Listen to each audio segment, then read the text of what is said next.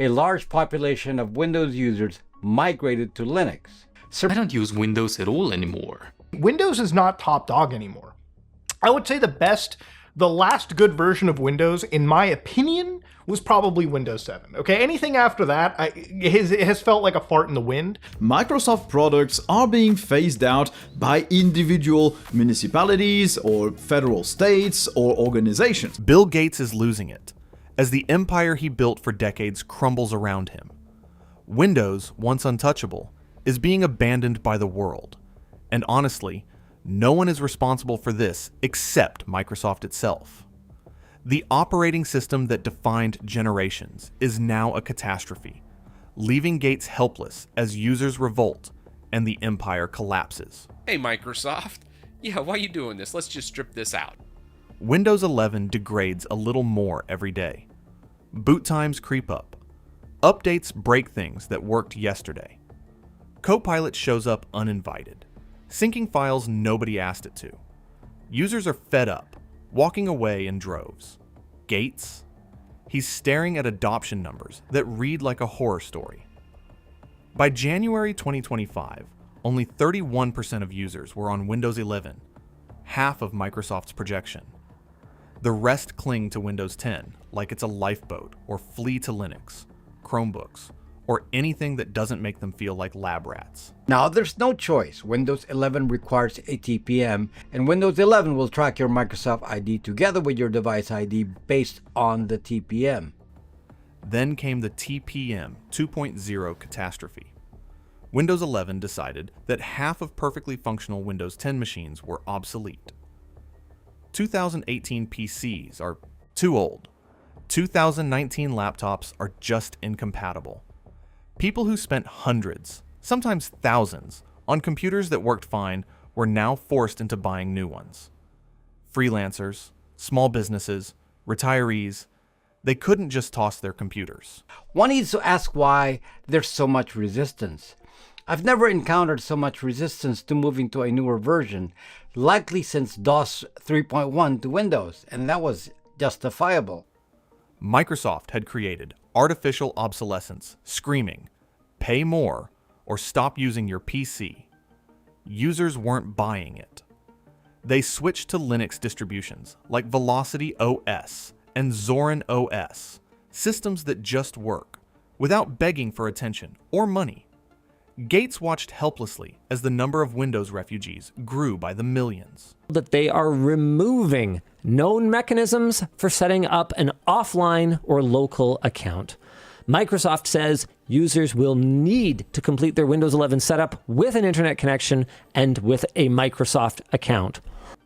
If TPM wasn't enough, Microsoft decided to take control entirely out of users' hands. Windows 11. Home required a Microsoft account. Offline logins are gone. OneDrive, Edge, Bing, Microsoft 365 subscriptions are forced down your throat. And there's more to it. Copilot silently tracked, analyzed, and nudged at every action. Users didn't just feel frustrated, they felt violated. Their own computers were dictating their lives. This wasn't productivity. It was corporate overreach disguised as convenience. The people abandoning Windows weren't tech rebels.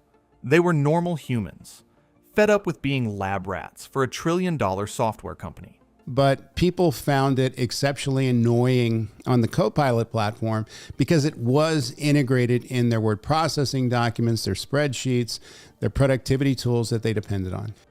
Then there was the AI revolution. Microsoft dropped $13 billion into OpenAI and shoved Copilot into Word, Excel, Outlook, even Paint. The promise was faster, smarter, better, but the reality is totally opposite. Slower boots, laggy apps, frame drops in games. Professionals lost demos mid-presentation. Founders watched investors' eyes glaze over as laptops froze. Copilot and OneDrive silently devoured resources while people tried to work. Windows 11 didn't just frustrate, it actively sabotaged productivity.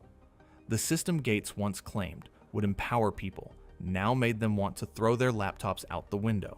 KB 507-4109 rolls right off the tongue. That's the January 2026 update that broke everything, and it's not an outlier. It's just this month's entry in what was already a catastrophic 2025. Updates became nightmares.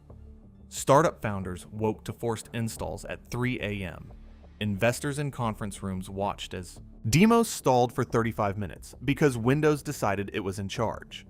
Senior engineers refused to work on Windows entirely. Job postings requiring Windows as a dev environment got 60% fewer applications than Linux-based ones. The empire built on ubiquity had become a liability in the eyes of the people who mattered most: the builders, the creators, the future of tech. Linux distributions quietly absorbed the fleeing users. Microsoft's patch quality has completely collapsed. Windows Central called 2025 Windows 11's, quote, worst year yet. Non-stop bugs, broken updates, unwanted features, pushing users to the breaking point. Zorin OS, a small project run by two Irish brothers, hit 1 million downloads in just 5 weeks, a number Microsoft didn't see coming. It looked and felt like Windows 10, worked better, respected users, and didn't demand updates, subscriptions, or AI interference. People of all ages switched en masse. Small businesses migrated entire fleets of PCs, saving tens of thousands of dollars and reducing headaches, leaving Microsoft staring at screens wondering how a Dublin apartment project stole their users. Windows 11's philosophy was the final insult. Microsoft assumed users would tolerate forced updates, surveillance, Copilot interruptions, and AI nags for ecosystem integration. Users didn't. They walked. They switched. They laughed. The operating system that once defined personal computing became a punchline.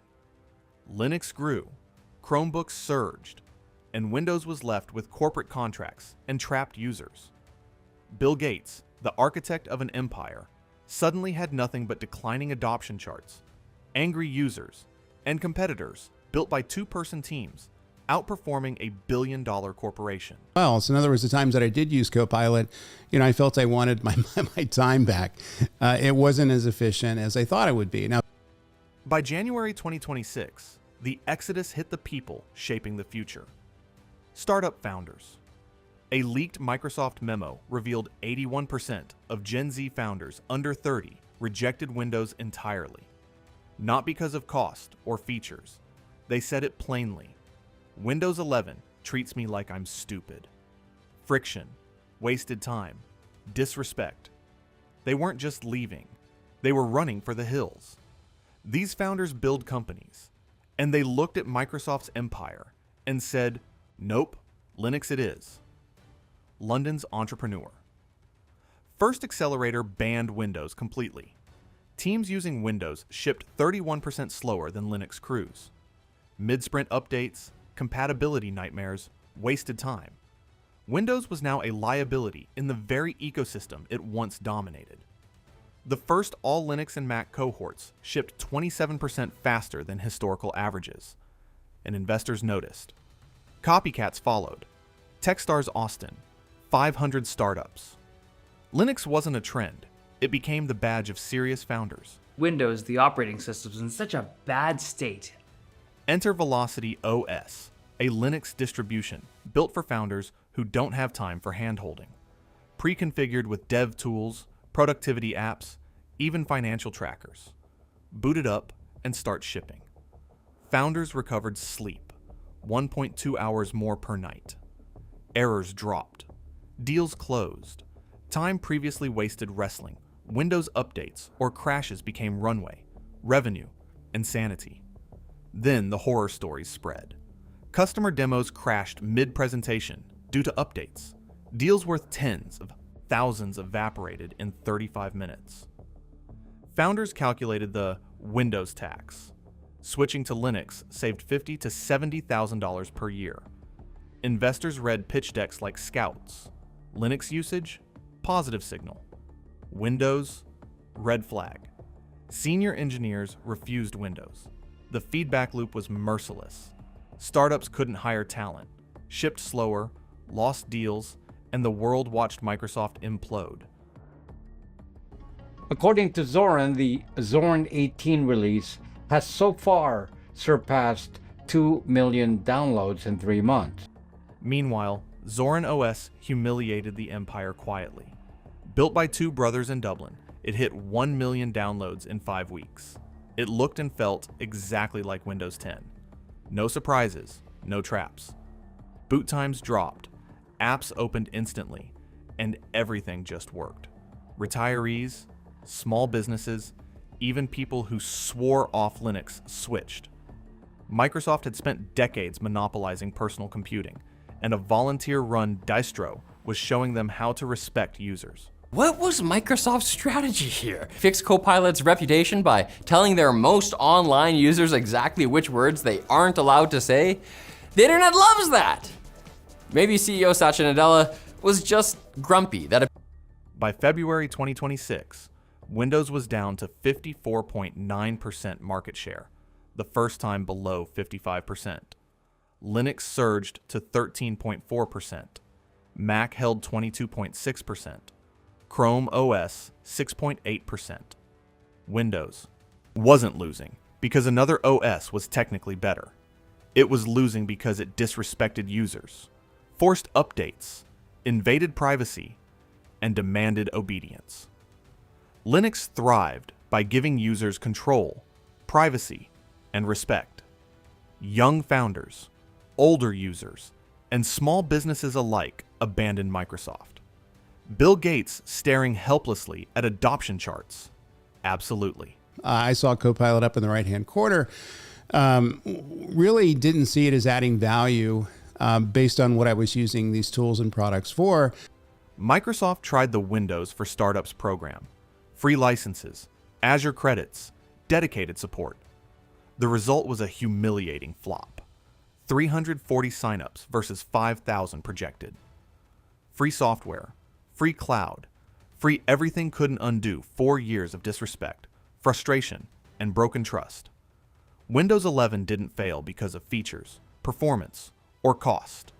It failed because it forgot the people using it. The moral: respect kills Windows. Users don't care about marketing hype, AI integrations, or fancy updates. They care about autonomy, reliability, dignity. Treat them like humans, not data points, and you win. Ignore them. Force them into subscriptions, and they leave. 1 million users in a single quarter chose Zorin OS over Windows. Millions more followed. Windows 11 is now a cautionary tale. The world abandoned it not for better graphics or prettier icons, but because it insulted intelligence, stole time, and dictated lives. Bill Gates spent decades building dominance. 4 years of Windows 11, and a tiny Linux distro showed what loyalty really looks like.